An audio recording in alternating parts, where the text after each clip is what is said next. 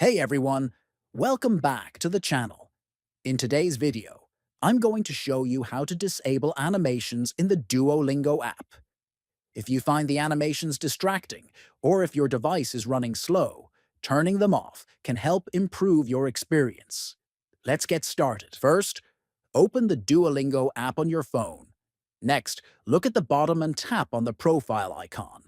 Then, on the top right, tap on the settings icon. This will open the full list of customization options for your account. Find the section labeled Preferences. Tap on it. Now, look for the setting that says Animations. You'll see a switch next to it. Simply toggle the switch to the off position. This will disable animations during your lessons and throughout the app.